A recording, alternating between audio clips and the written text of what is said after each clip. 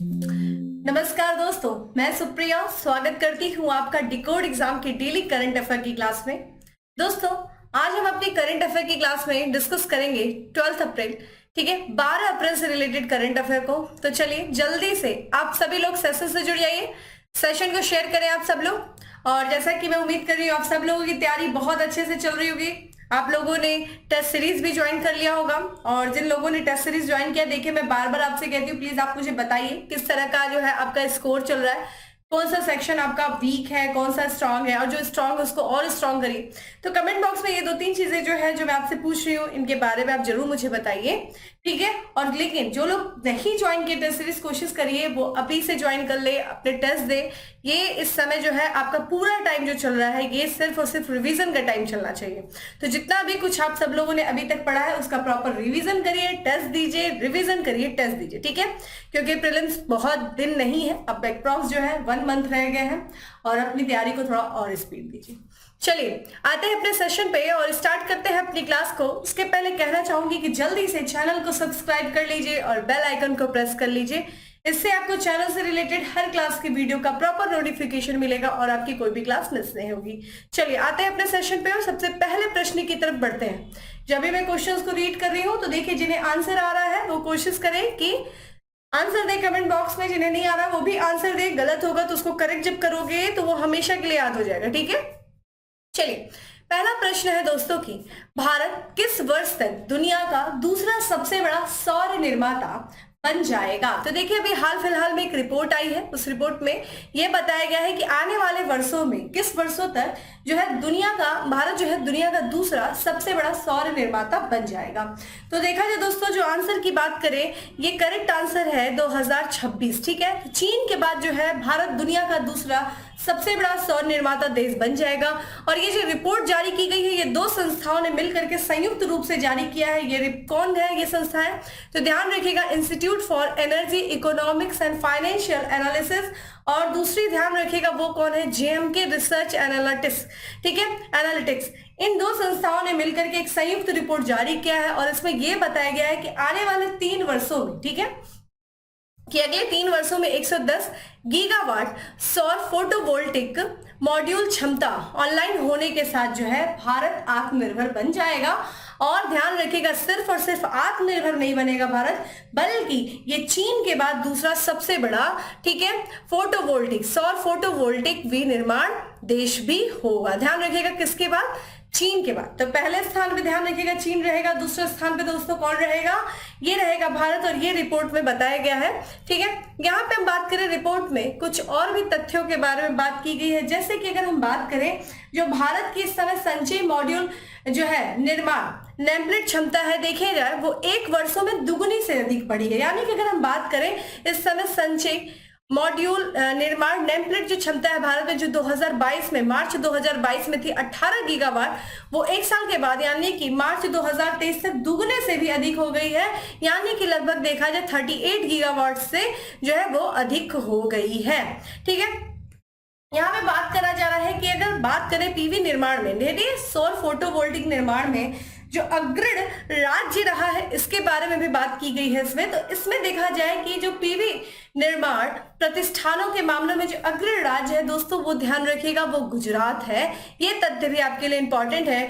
और अभी जो देखा जाए जो सभी आगामी जो फोटोवोल्टिक निर्माण होगा उसकी जो क्षमता लगभग जितनी भी क्षमता उसका 57% जो है वो गुजरात में, ठीक है, उसका विनिर्माण किया जाएगा।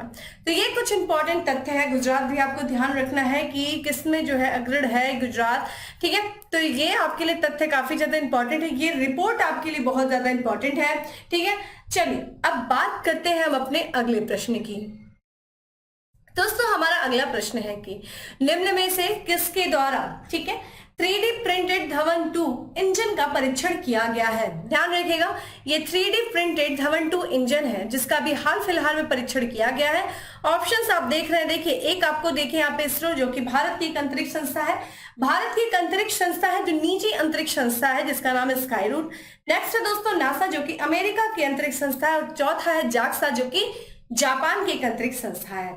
और इस 3D प्रिंटेड धवन 2 इंजन का जो परीक्षण किया गया है दोस्तों, वो किया गया है स्काई रूट के द्वारा। ठीक है, ध्यान रखिएगा, स्काई रूट के द्वारा किया गया है। ये आपके साइंस एंड टेक्नोलॉजी से रिलेटेड ये प्रश्न है, जहां से देखिए आजकल साइंस एंड टेक्नोलॉजी का वेटेज भी एग्जाम में बढ़ रहा है और बच्चे इस सेक्शन से काफी ज्यादा घबरा जाते हैं। जो स्पेशली जो साइंस बैकग्राउंड के नहीं रहे हैं, जो आर्ट बैकग्राउंड के रहते हैं, वो स्पेशली ऐसे क्वेश्चन से स्किप कर देते हैं, पढ़ना भी जरूरी नहीं समझते। लेकिन मैं कहूंगी अगर आप करंट अपडेट हो रहे हो तो ये सारे क्वेश्चंस जो है आप आराम से इजीली जो है वो लगा सकते हो, कर सकते हो, अटेम्प्ट ले सकते हो।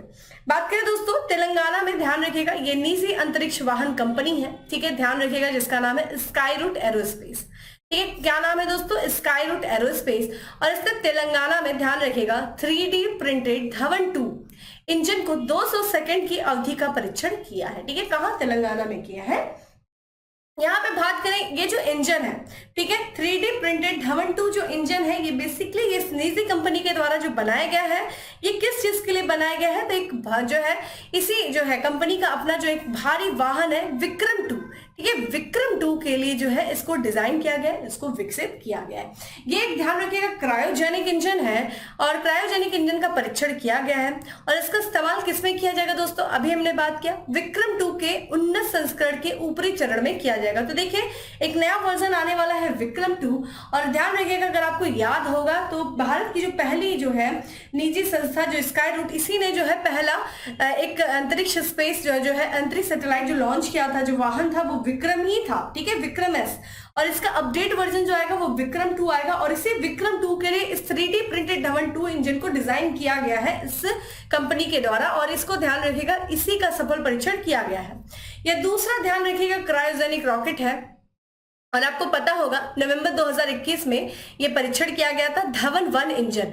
ठीक है, और इसके बाद जो है स्काई रूट के द्वारा ये सफल परीक्षण किया गया। तो धवन 1 इंजन जो कि नवंबर 2021 में क्या किया गया था? परीक्षण किया गया था।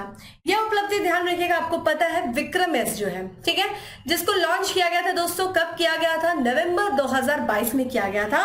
ठीक है, और विक्रम एस ध्यान रखिएगा, ये जो है स्काई रूट को अंतरिक्ष में रॉकेट ले जाने वाली पहली भारतीय निजी कंपनी बना दिया है।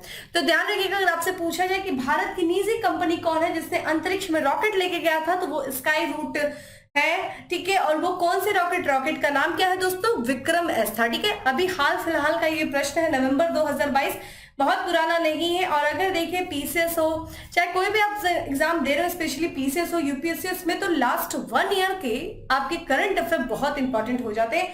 तो ये जो है ये आपके लिए काफी इंपॉर्टेंट है, इस चीज को इंपॉर्टेंट कर लीजिए। ठीक है, ठीक है, तो ये जो ध्यान रखिएगा, धवन 2 इंजन जो विकसित किया गया है, ये विक्रम 2 क्योंकि अपग्रेड वर्जन आने वाला है, उसी के लिए विकसित किया गया है।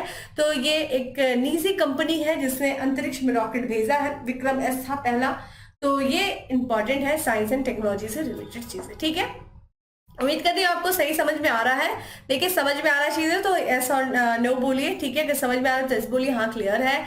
नहीं समझ आ रहा तो बताइए, फिर से आपको एक्सप्लेन चीजें की जाएंगी, बाद में कर दूंगी मैं। ठीक है, चलिए अब बात करते हैं, एक रिपोर्ट जारी की गई है और ये रिपोर्ट जो है आपका स्पोर्ट्स से रिलेटेड है कि हाल ही में जारी फीफा रैंकिंग में भारत का कौन सा स्थान है। ठीक है, तो फीफा रैंकिंग को जो है जानते ही आपको, लास्ट ईयर दिसंबर में जो है फीफा फुटबॉल हुआ, ठीक है, फीफा वर्ल्ड कप था, और अब उसकी रैंकिंग जारी की गई है। और भारत ने जो है अपनी रैंकिंग में सुधार करते हुए इस साल की बात करें तो इसने 101वें स्थान पे है। ठीक है, 101 प्लेस पे जो है भारत की रैंकिंग रही है। ठीक है, तो ये ध्यान रखिएगा, पिछले रैंकिंग से इसने 5 स्थान इंप्रूव किया, यानी कि पिछले वर्ष की बात करें दोस्तों तो इसका जो है 106 रैंक था, अब इस साल जो है इसकी रैंक कितनी हो गई? 101 हो गई। ठीक है, तो फीफा की जो ताजा रैंकिंग जारी की गई उसमें भारत ने 5 स्थान जो है वो इंप्रूव किया है। और बात करें, देखिए 100वें स्थान पे दोस्तों न्यूजीलैंड है, यानी कि अगर भारत की बात की जाए तो ये न्यूजीलैंड के बाद है, और केनिया से 1 स्थान ऊपर है, यानी कि 102वें स्थान पे केनिया है। ठीक है, टोटल इस पूरे रैंकिंग में एशिया के 46 देशों को जो है स्थान मिला है। जैसे भारत की बात किया जाए तो ये कितने अंक है? 12.66 अंक प्राप्त करके भारत जो है एशिया में 19वें स्थान पे। ओवरऑल रैंकिंग की दोस्तों बात किया जाए तो भारत जो है 101वें स्थान पे है। लेकिन अगर हम एशिया के बारे में बात करें, जितने भी एशिया कंट्री है, एशियाई जो कंट्रीज है, उसमें जो है भारत की रैंकिंग 19वीं है 46 एशियाई देशों में। ठीक है, यहाँ पे हम बात करें सूची में टॉप पे कौन है, अर्जेंटीना। ठीक है, आप देख सकते हैं यहाँ पे देखिए ये सूची आपके सामने दी गई है, अर्जेंटीना है। और चूंकि ध्यान रखिए इस बार जो है विजेता अर्जेंटीना थी और उप विजेता फ्रांस थी। फ्रांस को हरा करके अर्जेंटीना ने क्या जीता था, फीफा विश्व कप 2022 का खिताब जीता था। ठीक है, और यहाँ पे जो है उप विजेता फ्रांस जो कि इस रैंकिंग में दूसरे स्थान पे थी। ब्राजील देखिए तीसरे स्थान पे है, वही बेल्जियम ध्यान रखिएगा चौथे स्थान पे, इंग्लैंड पांचवें स्थान पे। नीदरलैंड की बात किया जाए दोस्तों तो ये ध्यान रखिएगा छठे स्थान पे, क्रोएशिया सातवें स्थान पे, इटली ध्यान रखिएगा आठवें स्थान पे, पुर्तगाल और फिर स्पेन 10वें स्थान पे। ठीक है, तो ये सिर्फ 10 जो है देश हमें देखने को मिल रहे हैं। और वही बात करें जो राष्ट्रीय फुटबॉल टीम है वर्तमान में, उसका जो कैप कोच है, वो मुख्य कोच कौन है दोस्तों वर्तमान में, वो है इगोर स्टिमैक। ठीक है, इगोर स्टिमैक जो है ये भारत के राष्ट्रीय फुटबॉल टीम के वर्तमान कोच है। आइए बात कर लेते हैं फीफा विश्व कप 2022 के बारे में। दोस्तों फीफा विश्व कप 2022 का जो आयोजन हुआ था वो अरब देश कतर में हुआ था। और ध्यान रखिएगा ये अरब का पहला देश है जिसने फीफा विश्व कप का आयोजन किया था। इसमें फाइनल की बात किया जाए दोस्तों तो जो फाइनल मैच था उसमें अर्जेंटीना ने फ्रांस को हराया था और फीफा विश्व कप 2022 का खिताब इसने जीता था। वही बात करें फीफा विश्व कप का जो आधिकारिक प्रतीक है, ध्यान रखिएगा ऑफिशियल मस्कत है, वो आपके लिए इंपॉर्टेंट है, पूछा जा सकता है। वो देखिए क्या है, लाइव है। लाइव दोस्तों ये एक अरबी भाषा का शब्द है और इसका अर्थ देखिए क्या होता है, सुपर स्किल्ड प्लेयर। ठीक है, तो ये सुपर स्किल्ड प्लेयर है। अब आप मुझे बताएंगे कि फीफा विश्व कप 2022 का जो फुटबॉल है, जिसकी तस्वीर आप स्क्रीन पे देख रहे हैं, इस फुटबॉल का क्या नाम था।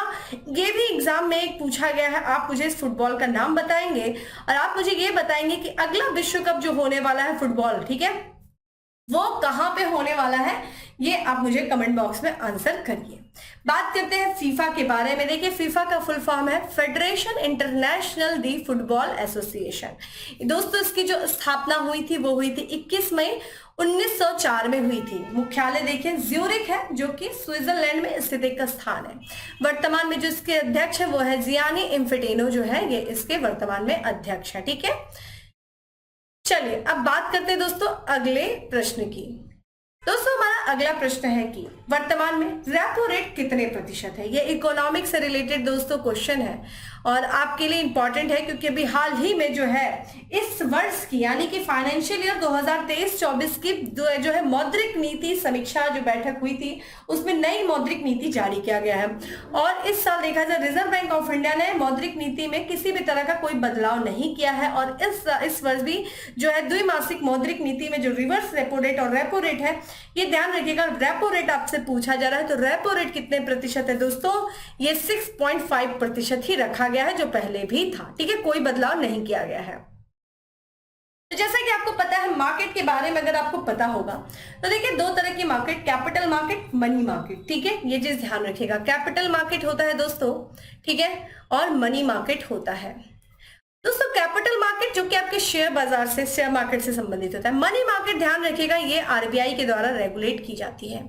ठीक है, और इसी मनी मार्केट का इंस्ट्रूमेंट जैसा कि आपको पता है रिवर्स रेपो रेट, एसएलआर, ठीक है, सीआरआर, ठीक है, स्टैंडिंग फैसिलिटी रेशियो, ये सारी सब क्या है, ये रेपो रेट जो है ये एक मनी मार्केट के टूल है जिसको रेगुलेट करता है आरबीआई। किसके द्वारा आरबीआई रेगुलेट करता है। उद्देश्य क्या होता है, मार्केट में लिक्विडिटी को क्या करना, मैनेज करना। ठीक है, और इसी लिक्विडिटी के मैनेज करने के लिए रेपो जो है ये एक मौद्रिक जो है मौद्रिक नीति समीक्षा की जाती है।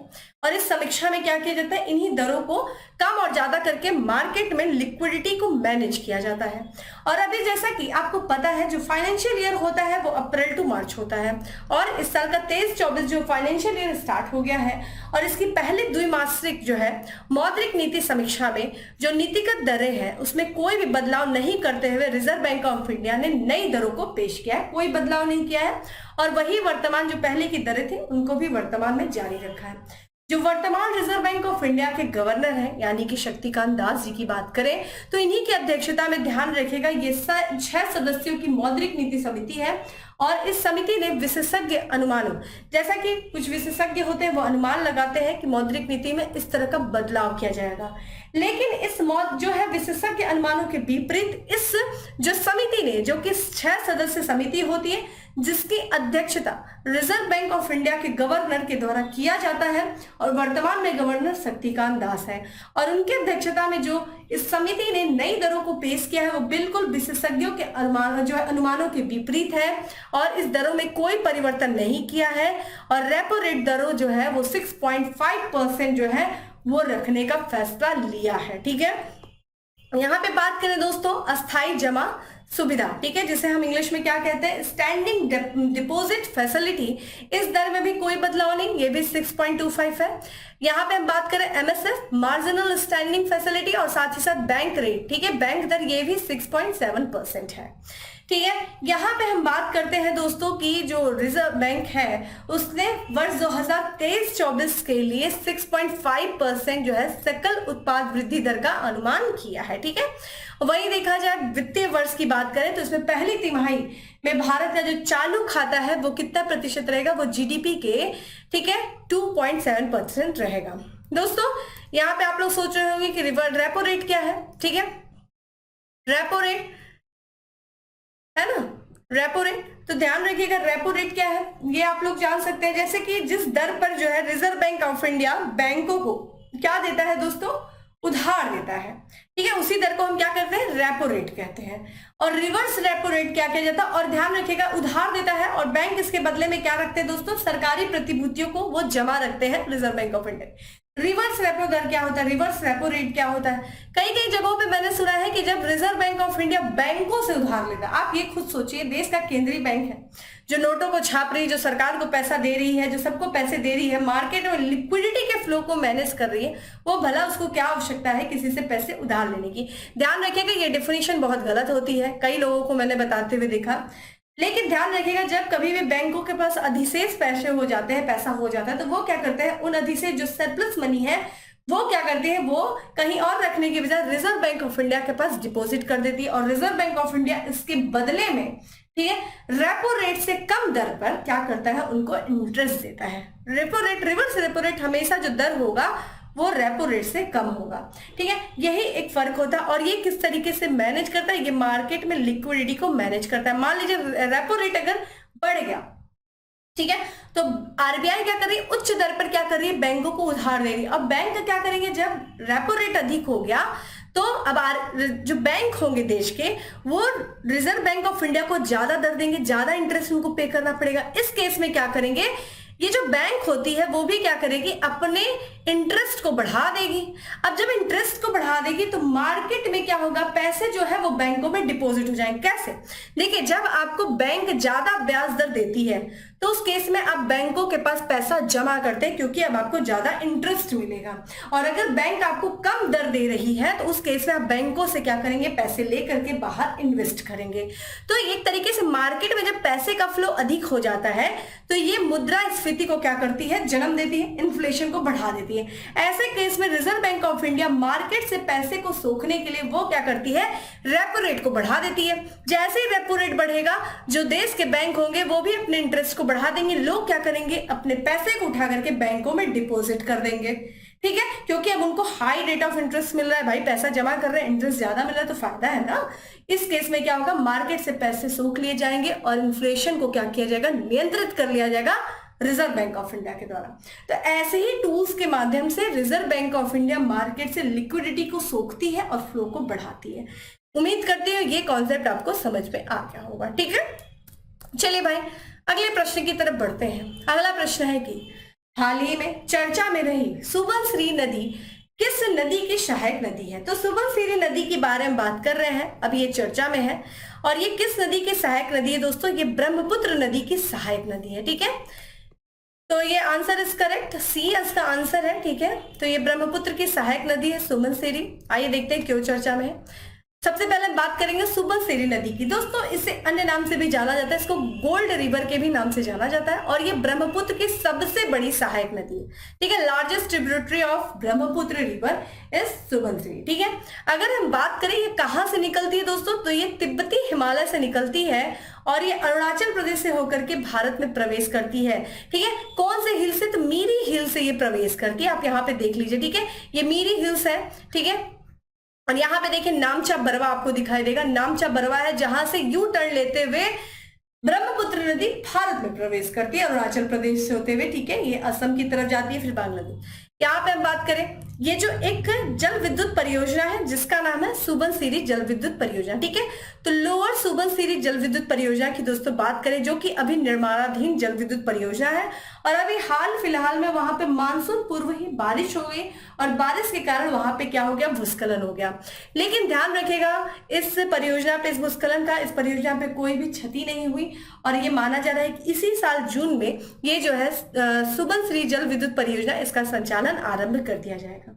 सुबनसिरी जल विद्युत परियोजना की दोस्तों बात करें तो इसकी क्षमता देखिए कितनी है, ये 2000 मेगावाट इसकी क्षमता है, और ये एक निर्माणाधीन ग्रेविटी यानी कि गुरुत्व बांध है, ठीक है। ये गुरुत्व बांध है जो कि निर्माणाधीन है। 90% काम हो गया, जून 2023 में इसके आरंभ होने की संभावना है। और ध्यान रखिएगा, ये भारत की अब तक सबसे बड़ी जल विद्युत परियोजना है। ये बहुत इंपॉर्टेंट है, एक एक लाइन आपके लिए जरूरी है। और ये ध्यान रखिएगा, ये जो परियोजना है ये रन ऑफ द रिवर परियोजना है, ठीक है, सुबनसिरी नदी में। रन ऑफ द रिवर परियोजना दोस्तों वो परियोजना होती है जिसमें क्या हो जाता है, नदी के बहाव को रोका नहीं जाता है, एक टरबाइन लगा दिया जाता है और नदी जो है बहती जाती है, उस टरबाइन को घुमाती जाती है, इससे क्या होता है, इलेक्ट्रिसिटी जनरेट होती है, ठीक है। तो एक तरीके से बांध ऐसा बना जाता है जो पानी को रोकेगा नहीं, रन ऑफ द रिवर ये परियोजना, और ये भारत की सबसे बड़ी जल विद्युत परियोजना है।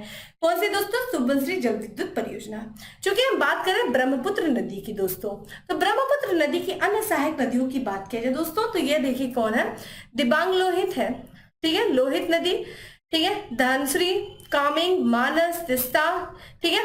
यहाँ पे बात करें रेडक, संकोश, ठीक है, भोगदो, ये सब नदियां जो है सहायक नदियां हैं। और वही ब्रह्मपुत्र नदी जो है, देखिए ब्रह्मपुत्र और इसकी सहायक नदियां किन किन राज्यों से होकर के निकलती हैं, तो अरुणाचल प्रदेश हो गया, असम हो गया, पश्चिम बंगाल हो गया, मेघालय, नागालैंड, सिक्किम से होकर के ये बहती है।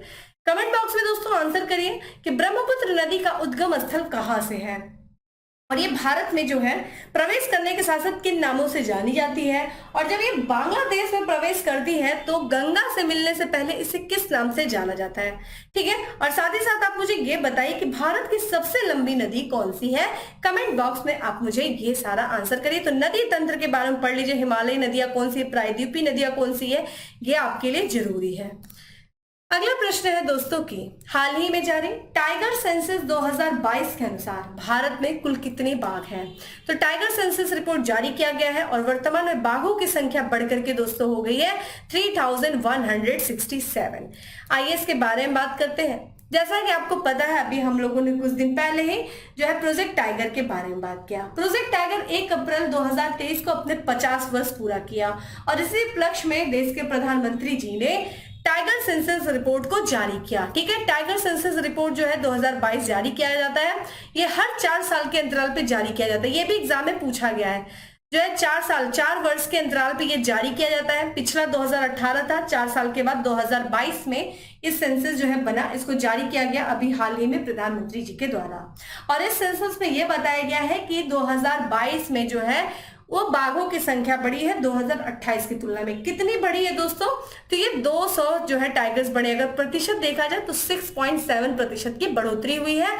और जैसा कि 2018 में बाघों की संख्या दोस्तों 2967 थी, 200 संख्या के बढ़ने के साथ ही वर्तमान में जो है भारत में 2022 में 3167 बाघों की संख्या। ध्यान रखिएगा, भारत जो है विश्व का सबसे बड़ा बाघों का देश कहा जा सकता है, यानी कि विश्व में जितने भी बाघ पाए जाते हैं उनमें से 70% बाघों का घर जो है वो भारत है।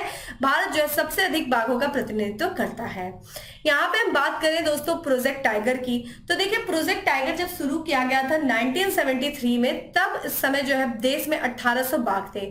और ये प्रोजेक्ट जो है अपने आप में काफी सफल रहा, क्योंकि अगर आप देखिए 1800 बाघ से हम डायरेक्ट लगभग 3000 प्लस कर गए, तो लगातार बाघों की संख्या में हमने बढ़ोतरी देखी।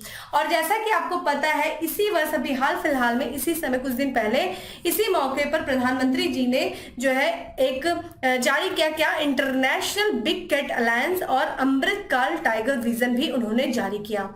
बात करें इंटरनेशनल बिग कैट अलायंस की दोस्तों, तो ये बेसिकली देखा जाए दुनिया भर में जो 7 प्रमुख बड़ी बिल्लियां हैं, बड़ी कैट्स हैं, उन्हीं के सुरक्षा के लिए और साथ ही साथ संरक्षण के लिए जो है इसको शुरू किया जाने का प्रस्ताव रखा गया था प्रधानमंत्री जी के द्वारा। ये 7 बड़ी बिल्लियां कौन सी दोस्तों? तो बाघ है, शेर है, चीता है, तेंदुआ, हिम तेंदुआ है, प्यूमा और जगुआर है। ध्यान रखिएगा दोस्तों, प्यूमा और जगुआर को छोड़ दिया जाए तो ये 5 बड़ी बिल्लियों वाला जो है, जो भारत के जंगल में जो ये 5 बड़ी बिल्लियां पाई जाती है, एकमात्र दुनिया का ऐसा देश है जहां ये 5 बड़ी बिल्लियां पाई जाती है। ठीक है, जैसा कि अभी प्रोजेक्ट चीता के तहत पुनर्वास किया गया है चीता का, नामीबिया से, दक्षिण अफ्रीका से, कहां पे? कुन्नू नेशनल पार्क में, मध्य प्रदेश में। उसके साथ ही भारत जो है दुनिया का एकमात्र ऐसा देश हो गया है जहां के जंगलों में बाघ, शेर, चीता, तेंदुआ और हिम तेंदुआ पाए जाते हैं। ठीक है, अगर बात करें दोस्तों प्रोजेक्ट टाइगर की, तो इसकी शुरुआत ध्यान रखेगा 1 अप्रैल 1973 को किया गया था। तत्कालीन जो देश की प्रधानमंत्री थी इंदिरा गांधी जी के द्वारा किया गया था। कहां से दोस्तों? तो उत्तराखंड के जो जिम कॉर्बेट नेशनल पार्क है वहां से इसकी शुरुआत की गई थी। अगर हम बात करें राष्ट्रीय बाघ संरक्षण प्राधिकरण का गठन देखिए किस अधिनियम के तहत किया गया था, तो ध्यान रखिएगा वन जीव संरक्षण अधिनियम 1972 के सेक्शन 382(1) के तहत जो है इस प्राधिकरण का गठन किया गया था। और इस प्राधिकरण के अध्यक्ष कौन है? पर्यावरण और वन मंत्रालय के जो प्रभारी मंत्री हैं वो इसके अध्यक्ष होते हैं। ठीक है, कमेंट बॉक्स में आंसर करिए, वर्तमान में टाइगर स्टेट का दर्जा किस राज्य को है, आप मुझे बताइए। चलिए अगले प्रश्न की तरफ बढ़ते हैं। अगला प्रश्न है कि राष्ट्रपति द्रौपदी मुर्मू ने किस फाइटर जेट से उड़ान भरी है? करेक्ट आंसर दोस्तों ए है, सुखोई। ठीक है, सुखोई 30 MKI से। तभी हाल ही में यानी कि 8 अप्रैल 2023 को देश की जो राष्ट्रपति हैं द्रौपदी मुर्मू, उन्होंने असम के तेजपुर एयरफोर्स स्टेशन से, ध्यान रखिएगा ये भी आपसे पूछा जा सकता है कि राष्ट्रपति जी ने किस स्टेशन से सुखोई 30 MKI लड़ाकू विमान से जो उड़ान भरी है, तो ये असम के तेजपुर एयरफोर्स स्टेशन से। ठीक है, और ऐसा करने वाले ये देश की जो है तीसरी राष्ट्रपति बनी है और ये दूसरी महिला राष्ट्रपति। ठीक है, इस तरह की उड़ान भरने वाली। तो पहले कौन थे दोस्तों? तो इससे पहले देखा जाए जो देश के पूर्व राष्ट्रपति थे डॉक्टर APJ अब्दुल कलाम ने, इन्होंने 2006 में, और फिर देश की पहली महिला जो राष्ट्रपति थी प्रतिभा देवी पाटिल, उन्होंने 2009 में जो है फाइटर जेट से उड़ान भरा था। ठीक है, 2006, 2009 और 2023 में। बात करें सुखोई की दोस्तों, तो सुखोई SU जो 30 है ये एक रूसी लड़ाकू विमान है और इसकी क्षमता की बात किया तो दोस्तों, तो ये ध्यान रखिएगा ये हवा से हवा, एयर टू एयर और एयर टू सरफेस, यानी कि हवा से धरती पर आक्रमण करने में ये सक्षम है। वर्तमान में देखिए कौन कौन से देश जो है इसका उपयोग करते हैं, इस विमान का, इस लड़ाकू विमान का, इस फाइटर जेट का। तो भारत कर ही रहा है, चीन, रूस का तो ये विमान ही है, वेनेजुएला और मलेशिया। इसकी क्षमता की बात किया जाए दोस्तों, तो ये ध्यान रखिएगा 2120 किलोमीटर प्रति घंटा से ये क्या कर सकता है, स्पीड से उड़ान भरता है और करीब 57,000 फीट की ऊंचाई तक ये जा सकता है। ठीक है, तो ये इस फाइटर जेट की क्या है, कुछ विशेषताएं हैं, आपके लिए इंपॉर्टेंट है। चलिए अब बात करते हैं दोस्तों अगले प्रश्न की। निम्न में से कहां सौर ऊर्जा से चलने वाली देश की पहली नाव संचालित हुई है? ऑप्शंस आप देख रहे हैं, कमेंट बॉक्स में आंसर करें दोस्तों। और इसका करेक्ट आंसर है डी, केरल में। ठीक है, तो केरल में देखा जाए shipping and inland navigation corporation ने सौर ऊर्जा से चलने वाली नाव, जो कि पर्यटक नाव है, उसको शुरू किया है। ठीक है, आप तस्वीर देख रहे हैं, ये सौर ऊर्जा से चल रही है और इस नाव का नाम क्या है दोस्तों? सूर्यांशु। ये इंपॉर्टेंट है और इसे जो है बनाया गया था श्रीलंका के यार्ड में बनाया गया था। ये ध्यान रखिएगा एक डबल डेक सौर पर्यटक नाव है, देख लीजिए डबल डेक है ये, और इसमें लगभग 100 यात्री जो है ये ले जाने में एक साथ सक्षम है। बात करते हैं दोस्तों केरल की। दोस्तों केरल की जो राजधानी वो है तिरुवनंतपुरम। वर्तमान में जो इसके राज्यपाल है वो आरिफ मोहम्मद खान है और पिनराई विजयन जो है ये इसके मुख्यमंत्री हैं। चलिए अगले प्रश्न की तरफ बढ़ते हैं और हमारा अगला प्रश्न है दोस्तों की निम्नलिखित में से किसे सांख्यिकी 2023 में अंतरराष्ट्रीय पुरस्कार दिया गया है? किसे दिया गया है दोस्तों सांख्यिकी अंतरराष्ट्रीय पुरस्कार 2023 का? तो इसका करेक्ट आंसर है ए, CR राव को दिया गया है। ठीक है, ध्यान रखिएगा ये पद्म विभूषण से ये सम्मानित रहे हैं। ठीक है, और CR राव, और ये ध्यान रखिएगा ये भारतीय अमेरिकी गणितज्ञ है और इनको ध्यान रखिएगा इनका पूरा नाम देखिए क्या है, कैलामूड़ी। ठीक है, कैलामूड़ी राधा कृष्ण राव, और इनको सांख्यिकी में 2023 का अंतरराष्ट्रीय पुरस्कार दिया गया। इंपॉर्टेंट क्वेश्चन है ये, इस तरह के अवार्ड से रिलेटेड क्वेश्चन पूछे जाते हैं। ये जो पुरस्कार इनको दोस्तों दिया जाएगा, ये जुलाई में दिया जाएगा कनाडा के ओटावा में, ठीक है। अंतरराष्ट्रीय सांख्यिकी संस्थान विश्व सांख्यिकी कांग्रेस में जो है इस पुरस्कार से इनको सम्मानित किया जाएगा। अगर हम बात करते हैं इनके बारे में तो कलकत्ता मैथमेटिकल सोसाइटी के बुलेटिन में 1945 में प्रकाशित राव के ग्राउंड ब्रेकिंग पेपर, ठीक है, सांख्यिकी मानदंड के जो है अनुमान में प्राप्त होने वाली जानकारी और सटीकता के लिए यह पुरस्कार इन्हें दिया गया है। इस पुरस्कार की दोस्तों बात करें, जो सांख्यिकी में अंतरराष्ट्रीय पुरस्कार, ये सांख्यिकी का नोबेल के नाम से जाना जाता है, यानी कि ये सांख्यिकी में नोबेल पुरस्कार के बराबर इसको समझा जाता है। तो ये अवार्ड से रिलेटेड क्वेश्चन, और ये क्वेश्चन आपके लिए इंपॉर्टेंट है, ऐसे क्वेश्चंस पूछे जाते हैं एग्जाम में, ठीक है। और जैसा कि मैं कह रही हूँ प्रीवियस ईयर के क्वेश्चन साथ में आप लोग देखते चलिए, जरूरी है। अगला प्रश्न है दोस्तों, और आज का लास्ट एमसीक्यू है कि किस देश ने यूक्रेन के राष्ट्रपति को सर्वोच्च सम्मान order of the white eagle से सम्मानित किया है? तो ये ध्यान रखिएगा, जो है order of the white eagle, ये किस देश का सर्वोच्च नागरिक सम्मान है, सर्वोच्च सम्मान है, जिसको अभी हाल फिलहाल में जो व्लादिमीर जेलेंस्की है, जो कि यूक्रेन के राष्ट्रपति हैं, उनको सम्मानित किया गया है। किस देश का दोस्तों? तो ये नॉर्वे, ठीक है। करेक्ट आंसर इज ए, तो ये नॉर्वे, ठीक है। तो जो आप देखिए, जो वर्तमान में यूक्रेन के राष्ट्रपति हैं व्लादिमीर जेलेंस्की, जो कि यूक्रेन रसिया के वार के बाद से काफी चर्चा में रहे हैं, और इनको यूक्रेन का जो सर्वोच्च सम्मान है order of the white eagle, उससे इनको सम्मानित किया गया है, ठीक है। आप देख लीजिए ना, ये पुरस्कार देखिए किस लिए इनको प्रदान किया गया है। तो इनकी जो असाधारण सेवा रही है किसमें? सुरक्षा के क्षेत्र में, लचीलापन और मानवाधिकार की रक्षा के लिए, ठीक है। जो उनकी असाधारण सेवा रही है उसमें इनको जो है ये सम्मान दिया गया है। युद्ध के दौरान जो कुछ भी इन्होंने असाधारण कार्य किया उसके लिए सम्मानित किया गया।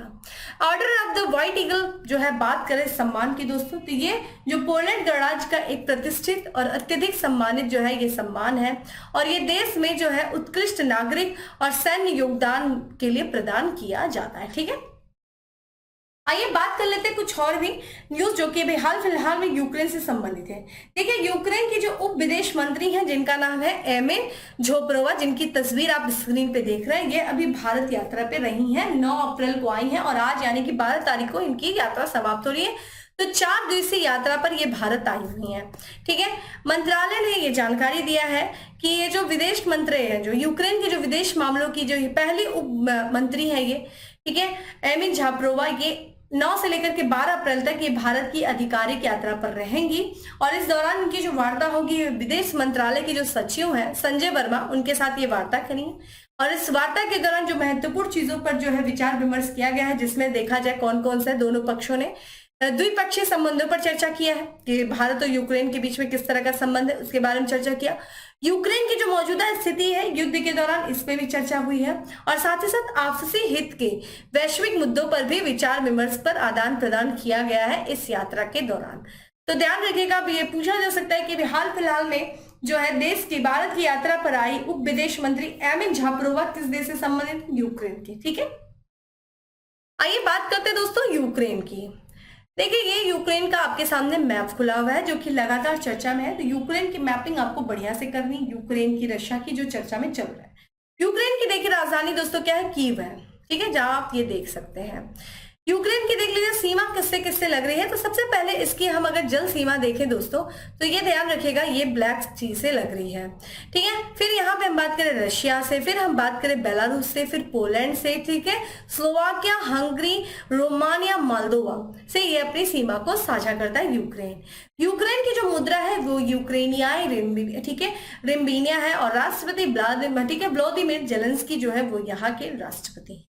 तो ये ध्यान रखिएगा, ये यूक्रेन का मैप है और सीमा जिन जिन देशों से साझा कर रहा है यूक्रेन, ये आप ध्यान रखें। तो ये था दोस्तों आज का हमारा 10 MCQ। अब बात करेंगे दोस्तों किसके बारे में? छोटा पैकेट बड़ा धमाका, यानी कि फैक्ट्स ऑफ द डे के बारे में। आइए सबसे पहले बात करेंगे 2 दिवस मनाए गए हैं जो कि 10 अप्रैल को था, जिसमें से पहला बात करें कि जल संसाधन दिवस मनाया गया दोस्तों। कब मनाया गया? ये 10 अप्रैल को मनाया गया। विश्व जल दिवस देखिए मनाते हैं 22 मार्च को मनाते हैं, और जल संसाधन दिवस जो मनाते हैं वो 10 अप्रैल को मनाते हैं। वही विश्व होम्योपैथी दिवस मनाया गया, ये भी 10 अप्रैल को मनाया गया। अगला है गांधी सियासत और संप्रदाय, एक पुस्तक है उसकी जो अभी हाल फिलहाल में विमोचित की गई। उसके लेखक कौन है? पीयूष बवेल है। अगला है भारतीय अभिनेता को 2023 के लिए टाइम 100 पोल का विजेता चुना गया कौन है दोस्तों? शाहरुख खान है। लास्ट है आज का हमारा कि वित्त वर्ष 2023 में जीआई टैग सूची में पहले रैंक हासिल किया है दोस्तों किसने? केरल ने किया। ये इंपॉर्टेंट क्वेश्चन है और जितने भी जीआई टैग अभी तक आपको बताया गया अच्छे से पढ़िए। मैच द फॉलोइंग करके आपको जीआई टैग पूछा जा सकता है, पूछा भी गया है, इसलिए वो आपके लिए इंपॉर्टेंट है। और जीआई टैग की सूची के मामले में केरल जो है वो पहले स्थान पे है। तो दोस्तों ये था आज का हमारा 10 MCQ और साथ ही साथ फैक्ट्स ऑफ द डे। उम्मीद करती हूँ आपको अच्छा लगा होगा। अच्छा लगा हो तो लाइक करिए, ज्यादा से ज्यादा लोगों को शेयर करिए और जो कुछ भी क्वेश्चन मैंने आपका जो डिस्कशन के दौरान आपसे पूछे हैं प्रयास करिए तो उसका आंसर आप लोग दें। चलिए अगले सेशन में मिलेंगे। उसके पहले बता दूं कि डेली करंट अफेयर का जो पीडीएफ है वो आपको टेलीग्राम ग्रुप पे जो है मिल जाएगा, डिकोड एग्जाम की टेलीग्राम ग्रुप पे, जिसका लिंक आपको डिस्क्रिप्शन बॉक्स में दिया हुआ है। जाइए डाउनलोड करिए और साथ ही साथ अपने शॉर्ट नोट्स बनाइए। चलिए फिर मिलेंगे हम अपने अगले सेशन में, तब तक के लिए bye. Have a good day, stay safe and stay happy.